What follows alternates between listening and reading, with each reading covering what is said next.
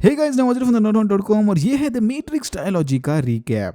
तो कैरेक्टर के डिटेल्स में जाने से पहले बेसिक क्लियर कर लेते हैं। इस फिक्शनल यूनिवर्स के ह्यूमंस ने अपने डेली काम में मदद करने निहायत ही पावरफुल आर्टिफिशियल इंटेलिजेंस बनाया था। ह्यूमंस का बना यह एआई बहुत सारे रोबोट्स और मशीन्स को चलाता था। इन मशीन्स का इस्तेमाल डेली लेबर से लेकर खतरनाक कामों को अंजाम देने में किया जाने लगा। पहले तो एकदम बिल्कुल ठीक चला था और सारे मशीन्स एंड एआई पूरी तरह से ह्यूमंस के कंट्रोल में थे। बट कुछ सालों बाद मशीन्स ने बगावत कर दी और ह्यूमंस वर्सेस मशीन्स की लड़ाई शुरू हुई।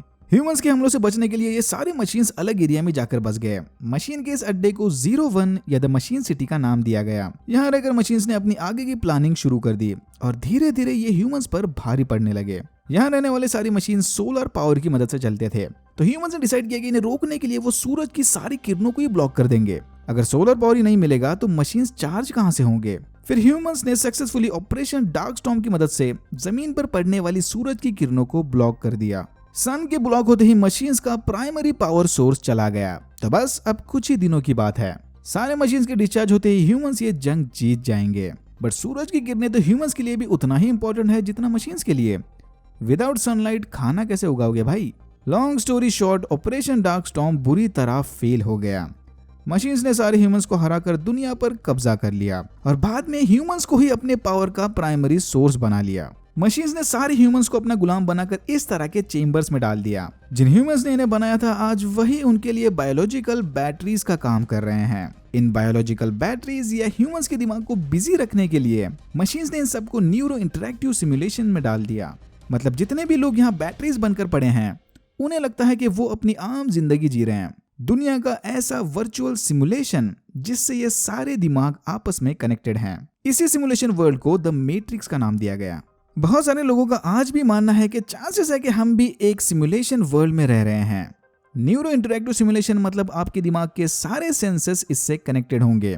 रियल और फेक में डिफरेंस नहीं बता पाओगे। Okay, back to the matrix. धीरे धीरे मशीन्स ने करोड़ों ह्यूमंस को सिंथेटिकली पैदा करके अपने पावर ग्रिड का हिस्सा बनाया। बट फिर भी कुछ ह्यूमंस किसी तरह मशीन की गुलामी से बच गए और इनसे छुपकर अंडरग्राउंड हो गए।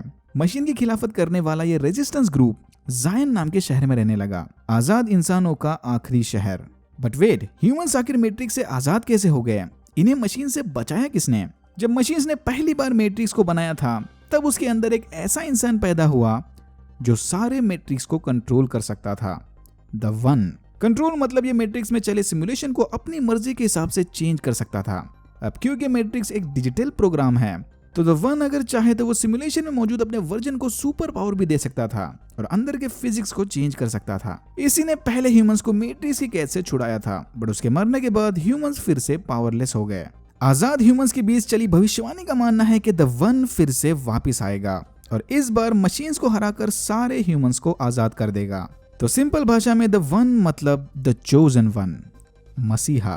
रेजिस्टेंस के ह्यूमंस सीक्रेटली मैट्रिक्स में घुसकर इसकी तलाश कर रहे थे। कहानी की शुरुआत होती है ऐसे ही दो ह्यूमंस यानी ट्रिनिटी और मॉर्फियस से। इन्हें फाइनली द वन के बारे में इंफॉर्मेशन मिल गई। इसी इंफॉर्मेशन को वेरीफाई करने रेजिस्टेंस का एक और मेंबर साइफर मैट्रिक्स के अंदर जाता है। ट्रिनिटी साइफर को फोन लगाकर उनके प्लान का स्टेटस पूछ रही थी कि तभी उसे पता चलता है कि कोई इनके फोन कॉल को ट्रेस कर रहा है। ट्रिनिटी और साइफर जैसे हैकर्स को हैंडल करने के लिए मैट्रिक्स एंड एजेंट्स की मदद लेता है। समझ लो एक टाइप के एंटीवायरस जैसे हैं जो हैकर्स को मैट्रिक्स का प्रोग्राम खराब करने से रोकते हैं। मैट्रिक्स के अंदर मौजूद सारे पुलिस और सिक्योरिटी गार्ड्स सब इन एजेंट्स के कंट्रोल में हैं। ट्रिनिटी के फोन रखते ही कुछ पुलिस ऑफिसर आकर इसे पकड़ने की कोशिश करते हैं बट ट्रिनिटी अपने सुपर स्किल की मदद से वहां से भाग जाती है। इससे पहले कि ये एजेंट्स ट्रिनिटी को पकड़ ले उसे एग्जिट ढूंढकर मैट्रिक्स से बाहर निकलना होगा। सिर्फ कुछ वायर्ड लैंडलाइन टेलीफोन्स की मदद से ही मैट्रिक्स से बाहर निकला जा सकता है। मतलब एजेंट्स के आने से पहले ट्रिनिटी को लैंडलाइन फोन ढूंढना होगा। समय रहते ट्रिनिटी एग्जिट पॉइंट ढूंढकर एजेंट स्मिथ के हमले से बाल बाल बच जाती है। पहले तो हम सबको लगा था कि एजेंट स्मिथ भी बाकी एजेंट्स की तरह ही डिफेंस मैकेनिज्म का हिस्सा है, बट ऐसा नहीं है। He is very special. Trinity के बाहर जाते ही एजेंट्स को पता चलता है कि ये ह्यूमंस किसी नियो नाम के बंदे को ढूंढ रहे थे। तो अब ये लोग भी उसे ढूंढने निकलते हैं। नियो थॉमस एंडरसन नामी कंप्यूटर प्रोग्रामर का हैकर निकनेम है। दिन के वक्त थॉमस एक आम सॉफ्टवेयर प्रोग्रामर का काम करता है तो वहीं रात होते ही वो नियो बनके अपने हैकिंग वाले काम अंजाम देता है। नियो हर रात द मैट्रिक्स के बारे में इंफॉर्मेशन हासिल करने में लगा था। उसने द मैट्रिक्स का नाम तो सुना है बट इसके बारे में उसे ज्यादा कुछ नहीं पता। तभी इनकी दुनिया की फेमस हैकर ट्रिनिटी इसे मिलकर बताती है कि अगर द मैट्रिक्स के बारे में सब कुछ जानना है तो इसे मॉर्फियस से मिलना होगा। ट्रिनिटी के कहने के मुताबिक नियो जाकर मॉर्फियस से मिलता है। ये वाला आइकॉनिक सीन। यहाँ मॉर्फियस नियो को 2 ऑप्शन देता है। अगर इसे मैट्रिक्स के बारे में सारी सच्चाई जाननी है तो इसे रेड पिल को चुनना होगा, बट ऐसा करते ही उसकी पूरी लाइफ बदल जाएगी। अगर ये सब कुछ भूलकर अपनी पुरानी जिंदगी में वापस जाना है तो नियो को ब्लू पिल खानी पड़ेगी। ऑब्वियसली नियो रेड पिल को चूज करता है। रेड पिल को खाते ही नियो मैट्रिक्स से आजाद होकर अपने लिक्विड चेंबर में उठता है, जहां इसी की तरह लाखों करोड़ों लोग मशीन्स का पावर बैंक बनकर लेटे हुए थे। फिर रियल वर्ल्ड में मॉर्फियस नियो को लेकर इनकी शिप पर आता है और इसे आराम से बिठाकर मैट्रिक्स, मशीन्स और फ्री ह्यूमंस के बारे में सारी डिटेल इंफॉर्मेशन देता है। वही सब जो मैंने वीडियो की शुरुआत में बताया था। अगर कंटेंट पसंद आ रहा है तो नीचे लगा रेड सब्सक्राइब बटन दबाकर कम्युनिटी का हिस्सा बन जाओ, या तो सब कुछ भूलकर अपनी पुरानी लाइफ में वापस चले जाओ। फिर मॉर्फियस नियो की वर्चुअल ट्रेनिंग शुरू करता है। ये फ्री ह्यूमंस मैट्रिक्स में जाने से पहले अपने अंदर फाइटिंग स्किल्स या सुपर ह्यूमन एबिलिटीज को डाउनलोड करके एजेंट से लड़ तो सकते हैं, बट उस वक्त इनके सारे सेंसर्स मैट्रिक्स से कनेक्टेड होने की वजह से सिमुलेशन में फील होने वाला दर्द इनकी रियल बॉडी पर भी इफेक्ट करेगा। अगर मैट्रिक्स के अंदर किसी एजेंट्स के हाथों मारे जाते हो तो उसका मतलब ये नहीं कि सेम गेम को उसी पॉइंट पर फिर से स्टार्ट कर दो। सिमुलेशन में मरोगे तो इधर रियलिटी में भी मरोगे। मॉर्फियस को लगता है कि नियो ही वो वन है जो ओरेकल की भविष्यवाणी के हिसाब से इंसानों का मसीहा बनेगा। इसलिए नियो की ट्रेनिंग पूरी होती है ये लोग मैट्रिक्स में जाकर ओरेकल से मिलते हैं। द ओरेकल एक ऐसा प्रोग्राम है जिसे ह्यूमंस बहुत ज्यादा मानते हैं। समझ लो एक टाइप की प्रीस्ट या प्रॉफिट। बट अनफॉर्चुनेटली ओरेकल को नहीं लगता कि neo is the one. Neo को यह बुरी खबर सुनाने के बाद ओरेकल इसे बताती है कि जल्द ही उसे अपनी और मॉर्फियस की लाइफ के बीच किसी एक को चुनना पड़ेगा। साला रियल लाइफ हो या प्रोग्रामिंग, ये सारे भविष्यवाणी करने वाले ऐसे अजीब और कंफ्यूजिंग लैंग्वेज में ही बात करते हैं। इससे पहले कि ये सारे मैट्रिक्स से एग्जिट हो जाएं, इनके ऊपर एजेंट्स का हमला होता है। अपैरेंटली साइफर ने इन सबको धोखा दे दिया और एजेंट्स को इनकी लोकेशन बताकर बदले में इनसे मैट्रिक्स में खुशहाल जिंदगी मांग ली, ताकि वो इस चोजन वन वाले झोल झपाटे से बाहर निकलकर मैट्रिक्स में चैन की जिंदगी गुजार सके। रियल हो या फेक क्या फर्क पड़ता है, इंस्टाग्राम को ही देख लो। एनीवेज, नियो की जान बचाने मॉर्फियस खुद अपने आप को एजेंट्स के हवाले करता है। उधर रियल वर्ल्ड में साइफर एक के बाद एक मैट्रिक्स से कनेक्टेड साथियों को मारने लगता है, बट तभी वो टैंक के हाथों मारा जाता है। इस मर्डर स्प्री में साइफर ने टैंक के भाई डोजर को भी मार दिया था।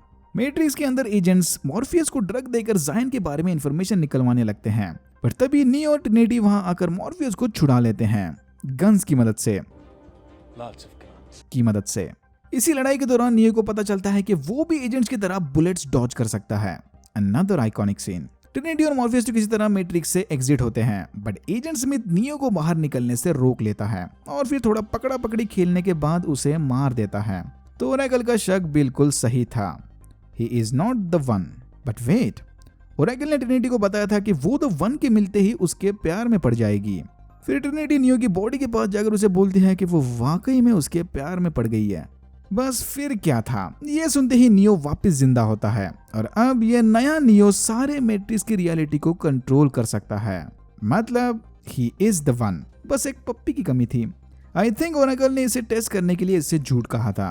रिजरेक्शन के बाद नियो अब मैट्रिक्स के कोड को अपनी आंखों से देख सकता है। फिर नियो एजेंट स्मिथ की बॉडी में घुसकर उसे मार देता है। इसी दौरान रियल वर्ल्ड में मशीन्स ने मॉर्फियस के शिप पर हमला किया था, बट ये लोग उन्हें ईएमपी ब्लास्ट से हरा देते हैं। फिर नियो मशीन्स को कॉल करके उन्हें धमकाता है कि जल्दी वो सारे प्रिजनर्स को आजाद करके उन्हें नई दुनिया दिखाएगा। सुपर ह्यूमन स्ट्रेंथ से सीधा गॉड लेवल पावर्स। 6 महीने बाद कैप्टन नायोबी इमरजेंसी मीटिंग बुलाकर सबको बताती है कि 72 घंटों के अंदर मशीन्स की एक फौज जायन को ढूंढकर तबाह कर देगी। तभी इन सबके ऊपर एजेंट्स का हमला होता है, बट नियो अपनी पावर्स की मदद से इन्हें बड़ी आसानी से हराकर ओरेकल से मिलने जाता है। ओरेकल से मिलने के बाद नियो को पता चलता है कि वो कोई ह्यूमन नहीं बल्कि मैट्रिक्स की प्रोग्रामिंग का ही हिस्सा है। नियो फुल कंफ्यूज है कि ह्यूमंस मैट्रिक्स के बनाए प्रोग्राम पर कैसे भरोसा कर सकते हैं। जवाब में ओरेकल इसे बताती है कि वो एक एग्जाइल्ड यानी तड़ी पार प्रोग्राम है और इस पर भरोसा करना या ना करना वो नियो का पर्सनल चॉइस है, कोई जबरदस्ती नहीं। बट ओरेकल के हिसाब से अगर नियो को सारी ह्यूमैनिटी को बचाना है तो उसे मैट्रिक्स के सोर्स को ढूंढना पड़ेगा और मैट्रिक्स के सोर्स को ढूंढने में की मेकर इनकी मदद कर सकता है। की मेकर चाबी बनाकर नियो को सिमुलेशन के किसी भी लोकेशन पर भेज सकता है, इंक्लूडिंग द सोर्स। फिर हम देखते हैं कि एजेंट स्मिथ जिंदा है। नियो के हाथों हारने के बाद एजेंट स्मिथ मैट्रिक्स के एजेंट प्रोग्राम से आजाद हो गया। वो अब एजेंट स्मिथ नहीं बल्कि बस स्मिथ है। आजादी मिलते ही स्मिथ सिमुलेशन में मौजूद ह्यूमंस की मदद से अपने ढेर सारे कॉपीज या क्लोन्स बना सकता है। अपने इसी पावर की मदद से स्मिथ बेन नामी एक ह्यूमन की बॉडी को हाईजैक करके मैट्रिक्स से रियल वर्ल्ड में जाता है। जब ह्यूमंस प्रोग्राम बनकर मैट्रिक्स में आ सकते हैं तो प्रोग्राम भी ह्यूमंस के अंदर जाकर रियल वर्ल्ड में जा सकते हैं ना। लगता है स्मिथ ने अपनी हार को थोड़ा पर्सनली ले लिया। स्मिथ अपने ढेर सारे क्लोन्स बनाकर नियो पर हमला करता है, बट नियो अपनी उड़ने वाली पावर्स की मदद से वहां से चला जाता है, फुल इग्नोर। फिर एक जबरदस्त फ्रीवे चेस सीन के बाद नियो, ट्रिनिटी और मॉर्फियस की मेकर को ढूंढ लेते हैं। इससे पहले कि नियो की मेकर की मदद से सोर्स तक पहुंचे, स्मिथ की क्लोन आर्मी इन पर हमला करती है। हमले में की मेकर मारा गया, बट मरने से पहले इसने नियो को चाबी दे दी थी। नियो इस चाबी की मदद से सोर्स का दरवाजा खोलकर द आर्किटेक्ट से मिलता है। आर्किटेक्ट ने ही सारी मैट्रिक्स के मेन फ्रेम को बनाया था, ये भी एक प्रोग्राम ही है। फिर आर्किटेक्ट नियो को बताता है कि इसने अब तक मैट्रिक्स के मल्टीपल वर्जन्स बनाए हैं। उन वर्जन्स में अब तक टोटल 6 चोजन वंस आ चुके हैं। 6 मतलब ये वन और प्रोफेसी वाला कंसेप्ट भी मशीन्स का ही आइडिया है, ताकि वो बाकी ह्यूमंस को किसी तरह बिजी रख सकें। ह्यूमंस को लगा कि एक मसीह आकर उन्हें मशीन की गुलामी से बचा लेगा, और मशीन को पता होगा कि ह्यूमंस अभी क्या खिचड़ी पका रहे हैं। फ्री ह्यूमंस को प्रोफेसी और द वन का गाजर दिखाकर उनकी बगावत को कंट्रोल किया जा सकता है। मतलब सिंपल भाषा में मशीन्स ने इन ह्यूमंस का बहुत गहरा वाला काटा है। फिर आर्किटेक्ट नियो को 2 ऑप्शन देता है। पहला कि वो 16 फीमेल्स और 7 मेल्स को चूज करके एक नए जायन की शुरुआत करे, और दूसरा कि वो जाकर अपने प्यारे यानी ट्रिनिटी को समय रहते मरने से बचा ले। दोनों ही ऑप्शन जायन के करंट ह्यूमंस को नहीं बचा सकते, बट अगर नियो जायन को रिबिल्ड करता है तो एटलीस्ट फ्यूचर में कुछ आजाद ह्यूमंस जिंदा बच जाएंगे, भले ही वो झूठी प्रोफेसी के बदले क्यों ना जिए। सरप्राइजिंगली नियो ह्यूमैनिटी को रिस्टार्ट करने की बजाय ट्रिनिटी को बचाने का ऑप्शन चूज करता है। फिर नियो ट्रिनिटी के साथ रियल वर्ल्ड में वापस आकर जायन के लोगों को प्रोफेसी का असली सच बताता है कि ओरेकल की प्रोफेसी एकदम झूठी थी और आने वाले 24 घंटों में मशीन जायन का नाम और निशान मिटा देंगे। कुछ देर बाद मशीन सेंटिनेल्स इनकी शिप पर हमला करते हैं, और यहाँ नियो को पता चलता है कि उसे किसी तरह रियल वर्ल्ड में भी पावर्स मिल गए। नियो उन मशीन्स को फील कर सकता है। फिर नियो अपने नए जेडाई पावर्स की मदद से कुछ सेंटिनल्स को मार देता है और बेहोश होकर नीचे गिरता है। तब इन सारों को हैमर नाम की एक शिप बचा लेती है। हैमर के मेंबर्स इन्हें बताते हैं कि किसी अंदर के आदमी ने इन्हें धोखा दे दिया, जिसकी वजह से मशीन्स ह्यूमंस पर हावी हो गए। मशीन्स के द्वारा किए इस मास मर्डर के बाद हैमर को वहां से बस एक ही सर्वाइवर मिला, बेन AKA स्मिथ। बेहोश नियो की कॉन्शियसनेस किसी बीच वाले स्टेशन पर अटकी है, द मोबिल एवेन्यू, मैट्रिक्स और सोर्स को जोड़ने वाला रास्ता। फिर ओरेकल जो कि अब एक नई बॉडी में है, मॉर्फियस और ट्रिनिटी को बताती है कि नियो मोबिल एवेन्यू में अटका है। फिर इनकी मदद से नियो ट्रेन पकड़कर वहां से बाहर आता है, बट वापस रियल वर्ल्ड में जाने से पहले नियो जाकर ओरेकल से मिलता है। ओरेकल इसे समझाती है कि द आर्किटेक्ट से मिलने के बाद नियो किसी तरह सोर्स के साथ कनेक्ट हो गया, इसीलिए वो रियल वर्ल्ड में मशीन्स को कंट्रोल कर सकता है। यहाँ ओरेकल नियो को बताती है कि स्मिथ उसका एग्जैक्ट अपोजिट है। अगर उसे समय रहते नहीं रोका गया तो वो मैट्रिक्स के साथ साथ रियल वर्ल्ड को भी तबाह कर देगा, मतलब ह्यूमंस के साथ साथ मशीन सिटी को भी।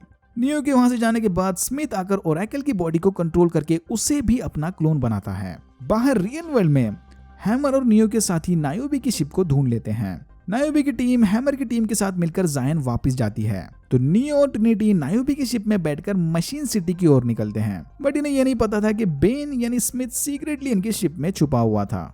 फिर बेन इन पर हमला करके नियो को अंधा कर देता है, बट नियो अपने नए पावर्स की मदद से बिना आंखों के भी एजेंट स्मिथ को देख सकता है। स्मिथ को मारकर ये दोनों मशीन सिटी पहुंचते हैं, बट सिटी में एंटर करते ही मशीन के साथ लड़ाई के दौरान ट्रिनिटी मारी जाती है। दूसरी तरफ हैमर जायन पहुंचकर EMP की मदद से कुछ मशीन्स को डिसेबल करते हैं। लड़ाई खत्म नहीं हुई, बस कुछ समय के लिए रुक गई। इससे पहले कि मशीन्स की दूसरी टुकड़ी जायन पर हमला करे, नियो मशीन्स के साथ एक डील करता है। अगर मशीन्स ने जायन का अटैक रोक दिया तो बदले में वो मैट्रिक्स में जाकर स्मिथ को हरा देगा। मशीन्स भी जानते हैं कि ये स्मिथ धीरे धीरे कंट्रोल के बाहर जा रहा है। अगर वो सोर्स तक पहुंच गया तो मैट्रिक्स के साथ साथ वो इनकी मशीन सिटी को भी तबाह कर देगा। मशीन्स नियो का ऑफर एक्सेप्ट करके उसे स्मिथ से लड़ने मैट्रिक्स में भेजते हैं। स्मिथ ने मैट्रिक्स में रहने वाले सारे ह्यूमंस को अपना क्लोन बना लिया, और ओरेकल के फ्यूचर देखने वाले पावर्स की मदद से वो जान चुका है कि इस लड़ाई में वही जीतेगा। नियो समझ जाता है कि वो सारी दुनिया से अकेला नहीं लड़ सकता, बट तभी उसे ओरेकल की बताई बात याद आती है। Everything that has a beginning has an end. जो चीज शुरू होती है वो खत्म भी होती है। ओरेकल स्मिथ की बॉडी को यूज करके नियो को ये बात फिर से याद दिलाती है। Everything that has a beginning has an end, Neo. ये बात सुनकर नियो अपनी बॉडी भी स्मिथ के हवाले करता है और स्मिथ नियो की बॉडी में घुसकर उसे भी अपना क्लोन बनाता है। तभी रियल वर्ल्ड में मशीन्स नियो की बॉडी में पावरफुल एनर्जी सर्ज भेजकर उसकी मैट्रिक्स वाली बॉडी को तबाह करते हैं, मतलब स्मिथ की बॉडी को। फिर एक एक करके मैट्रिक्स में मौजूद सारे स्मिथ तबाह होने लगते हैं। सेम वही ट्रिक जो नियो ने फर्स्ट पार्ट में एजेंट स्मिथ को मारने के लिए यूज की थी। Everything that has a beginning has an and actual में इसी सीन को याद दिलाने का एक क्लू था। स्मिथ के डिलीट होते ही मैट्रिक्स में मौजूद सारे ह्यूमंस अपने ओरिजिनल फॉर्म में आते हैं, इंक्लूडिंग ओरेकल, और वादे के मुताबिक मशीन जायन का अटैक रोक देते हैं। नियो का सैक्रिफाइस देखकर मशीन्स भी अब उसकी रिस्पेक्ट करने लगते हैं और उसकी बॉडी को बड़ी इज्जत के साथ कहीं स्टोर कर देते हैं। आई थिंक क्योंकि कोई नहीं जानता कि नियो के मरने के बाद मशीन्स ने उसकी बॉडी के साथ क्या किया। एंड सीन में हम देखते हैं कि द आर्किटेक्ट ओरेकल से वादा करता है कि उन्होंने जायन के लोगों को तो छोड़ ही दिया, बट साथ ही साथ आगे भी जो ह्यूमंस मैट्रिक्स से अलग होना चाहेंगे उन्हें भी पूरी आजादी से जिंदगी जीने का हक मिलेगा। फिर ओरेकल के साथ रहने वाली एक और एक्साइल प्रोग्राम सती नियो की रिस्पेक्ट में सनराइज करती है, इंडिकेटिंग कि यहाँ से नई दुनिया की शुरुआत हुई। ओरेकल से बताती है कि उसे लगता है कि शायद एक दिन नियो भी इस नई दुनिया को देख लेगा। और यहाँ होती है द मैट्रिक्स ट्रायलॉजी खत्म। अगर आपको वीडियो अच्छा लगा तो please like share and subscribe for more videos like this. मैंने ऐसे और भी वीडियोस बनाए जिनके लिंक्स आपको डिस्क्रिप्शन बॉक्स में मिल जाएंगे। Thank you very much for watching and I am hoping to see you in my next one.